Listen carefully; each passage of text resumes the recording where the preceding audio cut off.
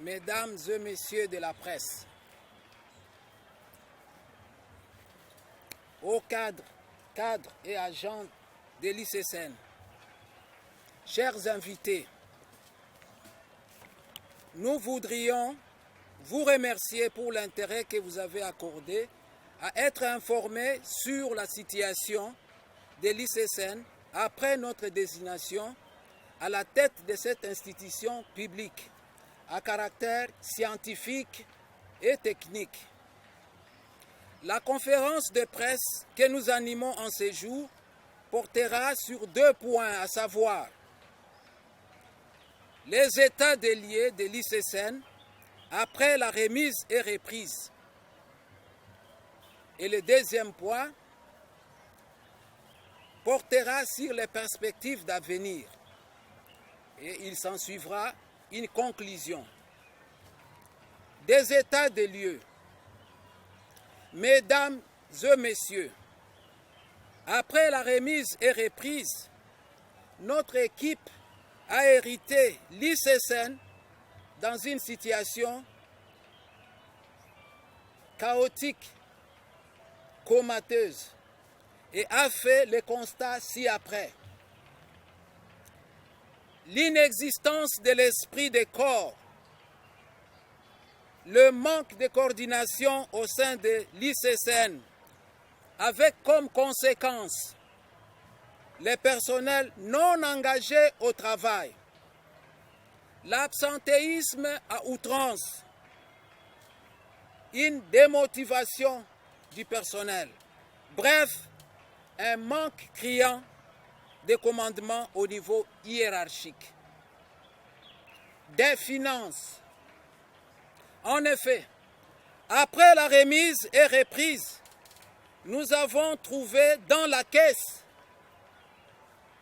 interne de l'ICSN 78 $ américains et 22 150 francs congolais, ainsi qu'un solde négatif à la banque dont le compte principal de l'ICSN logé à la banque Equity de l'ordre de moins 29 $. Un compte négatif de moins 29 $. Voici comment se présente le flux de la trésorerie au niveau de l'ICSN pendant la période allant du 1er août 2021 au 26 septembre 2022. Premier point, Banque Equity BCDC, compte principal de l'ICSN. Le total des cas litigés, comprenant les découverts, les crédits, les montants injustifiés jusqu'à ce jour par l'équipe sortante, s'élève à 1 032 706,88 cents. Ces chiffres tirent leur légitimité des extraits bancaires relevés pendant cette période. À la caisse de l'ICSN, aux cliniques, avenue des cliniques, le solde à la date du 1er août 2021 à la remise et reprise entre l'équipe sortante et le pasteur Cosma, il y avait 146 $ et l'équivalent en francs congolais de 3 922,18 cents, soit au total 4 068 $. Aujourd'hui, le solde à la date du 22 septembre 2022 à notre prise de fonction s'élève à 78 $ de 22 150 francs congolais, soit un total converti en dollars de 88 $. À ce jour, les investigations ne se sont pas encore arrêtées. Nous nous sommes appesantis à élucider la situation dans notre compte principal. Nous avons pu seulement le cas de Equity Bank BCDC. Il est précoce de dire quoi que ce soit. Il est difficile de comprendre, ne serait-ce que les destinations de fonds retirés ou pris en échantillon à partir des pièces probantes, car la gestion de l'équipe sortante a été caractérisée par la non-transparence, c'est-à-dire l'opacité de la GN, l'ignorance des principes d'orthodoxie de finances publiques, l'exclusion. Avec cet héritage catastrophique, comment allons-nous nous y prendre? On constate dans les comptes de l'ICSN qu'il y a plusieurs ponctions opérées par diverses personnes de l'équipe sortante au niveau de la banque. Ponctions qui ont continué à se faire même après la publication de l'arrêté ministériel mettant fin à leur intérim en la date du 13 septembre 2022. Ponctions qui ont continué même au-delà encore du 16 septembre 2022 et c'est pour un crédit de 283 272 $ à l'Equity Bank leur avait accordé pour les achats de véhicules que l'on ne retrouve pas jusqu'à présent. Du point de vue de l'administration et des ressources humaines, nous avons pu constater qu'il y a eu un changement de symbole et armoiries de notre logo. Le logo utilisé par mon prédécesseur n'avait aucun lien avec la conservation de la biodiversité dans les aires protégées, in et ex situ. La délocalisation injustifiée de la direction générale de l'avenue des Cliniques numéro 13 à l'avenue Batetela numéro 27 n'a pas respecté les clauses de texte légaux irrélatifs. Et ça a été fait de façon unilatérale, sans l'aval d'un conseil d'administration. Notre équipe a pris la décision du rétablissement des symboles traditionnels de l'ICSN qui expriment la mission de ces derniers, logo et cachet, ainsi que la relocalisation de la direction générale de l'ICSN sur l'avenue des Cliniques numéro 13 à la commune de la Gombe. Sur le plan de la gestion des ressources humaines, la gestion de mon prédécesseur a été caractérisée par 13 derniers mois par un dédoublement de postes de responsabilité, une marginalisation des directeurs, une phagocytose des directeurs jusqu'à la fin de leur mandat, a confirmé dans son mémo le DGA ad interim Vesa Imbongo Yokote, adressé à la VPM. Pire encore, durant cette période de 13 mois, il y a eu un recrutement de plus ou moins 60 agents recrutés curieusement au grade de commandement, allant jusqu'à recruter les nouvelles unités au rang de directeurs, chefs de département, qui est l'équivalent des directeurs, chefs de service dans l'administration publique. Une entorse sans pareil.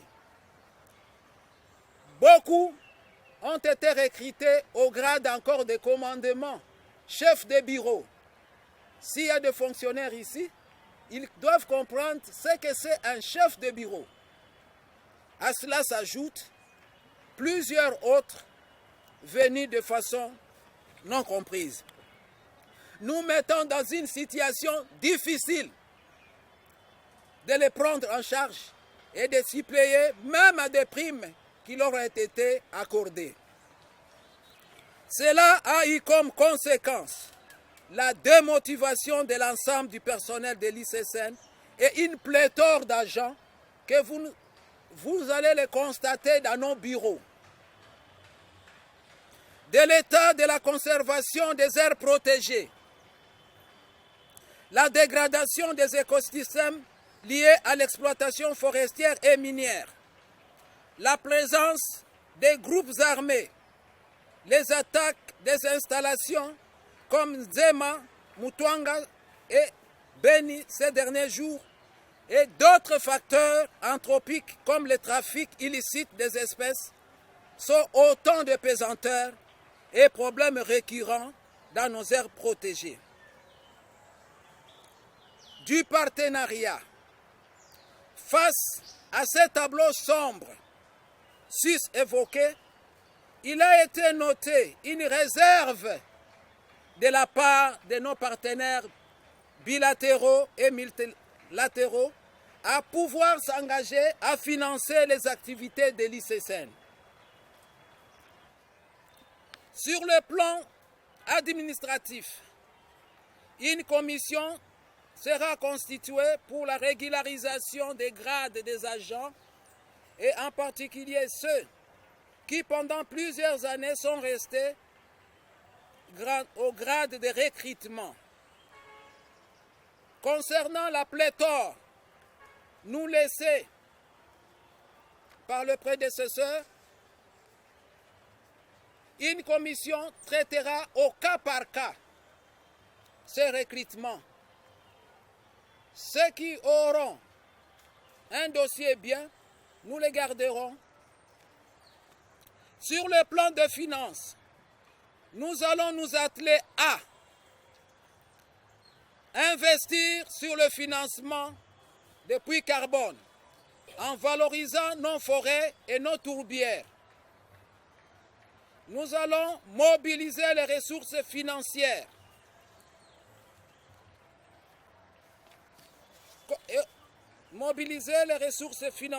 de l'établissement, notamment le fonds propre, ainsi que l'apport de certains partenaires financiers.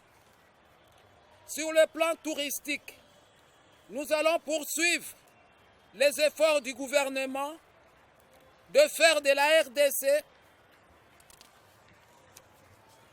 une nouvelle destination touristique. Notez que le tourisme constitue un socle de développement de l'économie verte et une industrie qui paye à travers le monde. La biodiversité de la RDC ne mérite pas sa position actuelle sur le plan touristique. Nous avons suivi parler, vous avez parlé de l'effectif que vous avez trouvé, vous avez parlé d'un effectif pléthore. Vous avez dit que vous allez évaluer au cas par cas pour voir ce dont les dossiers seraient répondus à un certain nombre, à un nombre précis pour qu'ils soient retenus. Mais je veux savoir, directeur, on parle de quels personnels qui pourront être sujets au cas par cas. Est-ce les stagiaires, les professionnels ou les directeurs?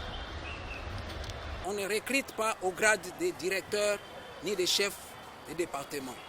C'est une première catégorie. Une deuxième catégorie, ce sont les personnels qui ont été recrutés pour les postes non budgétisés. Il n'y a pas un budget, on ne recrute pas s'il n'y a pas un poste vacant et non budgétisé. Ça va? Le troisième, il y a des personnels qui ont été recrutés dans des normes. Donc, ils n'ont pas enfreint les deux premières catégories. Ils ont été recrutés, par exemple, attachés des bureaux de 1. La loi convient. Nous allons les apprécier parce qu'il a été souligné qu'ils étaient en période probatoire. Ça va? Il y aura une catégorie des agents qui ont été recrutés comme stagiaires professionnels. L'ICSN, dans son statut, ne reconnaît pas cette catégorie-là. Et enfin, il y aura ceux qui sont en essai probatoire. Nous allons les évaluer suivant les critères. Ont-ils été performants? Ont-ils respecté les critères? Quand on vous recrute, vous êtes soumis à une période probatoire, on vous examine, on vous observe. Il appartiendrait au chef de point d'affectation de valider ou d'invalider votre période probatoire. Ce sont là, je pense, les 5 catégories. Moi, j'aimerais savoir, directeur, comment vous allez faire pour justement, pendant que vous êtes en train de négocier avec les partenaires qui, pour la plupart, sont déjà partis, comment vous allez faire pour gérer cette période de crise sans financement, sans argent, la caisse qui n'a que 78$, je crois, et 20 et quelques mille francs congolais. Comment vous allez faire? Et dites-nous un peu, l'équipe qui est partie, il avait trouvé combien? Merci. L'équipe partie avait trouvé dans la caisse interne de l'ICSN environ 4 000 $. Ça va? Dans la caisse interne de l'ICSN, 4 037 $. Et au niveau, maintenant, l'équipe qui vient de partir vient de nous laisser 78 et 88 $. Ça, c'est au niveau de la caisse interne. Concernant le compte bancaire, il y avait 14 146 000. Donc si nous réunissons tout... Non, attention. L'équipe partante, il a trouvé à l'époque du pasteur Cosma 4 068 $. En partant, il nous laisse 88 $. Ça va? Ok. Au niveau de la banque, l'équipe a trouvé une somme qui avoisine les 146 000 $. Et au niveau de l'equity, ils nous ont laissé moins 29 $, assorti de 1 032 706 $ 88 cents, incluant les découverts, les crédits, les ponctions non justifiées. On a regardé, ces chiffres ici sont obtenus à partir des relevés qu'on est parti récolter à la banque pendant, je crois, 14 ou 15 mois. Okay. Je pense que vous avez à peu près la solution à une de tes préoccupations. Aujourd'hui, est-ce qu'avez-vous la maîtrise de tous ces contrats qui ont été signés et comment vous allez vous y prendre? La deuxième petite question, et puis si vous pouvez quand même avoir le montant global de tous ces contrats qui ont été signés, je vais aussi nous les rappeler. La deuxième petite question, vous avez pas relevé aussi la question de l'insécurité dans les aires protégées. Aujourd'hui, ce n'est pas une question de tabou, on le sait. Vous avez parlé du parc de Virunga qui est envahi dans une certaine partie. Alors, comment vous allez vous mobiliser l'équipe et quelle est la nouvelle stratégie que vous allez apporter pour que cette insécurité puisse prendre fin? J'ai trouvé des contrats. J'en ai évoqué 39, parmi lesquels signés par le pasteur Cosma qui continuait son cours normal. Il y a les sortants, on a signé également. Ce que nous allons faire, il y a déjà une commission qui vient d'être constituée, qui va examiner au cas par cas les différents contrats, les catégoriser. Vous trouverez des contrats PPP, partenariat public-privé, cogestion, type traditionnel. On va évaluer tous ces cas-là par une commission. Si nous n'y parviendrons pas, on pourra faire appel à un cabinet de l'audit externe. On peut lancer un appel d'offres à ce sujet. Nous allons revisiter les contrats. Notre souci, que ces contrats puissent bénéficier à l'ICSN ou à la RDC sous le principe de gagnant-gagnant.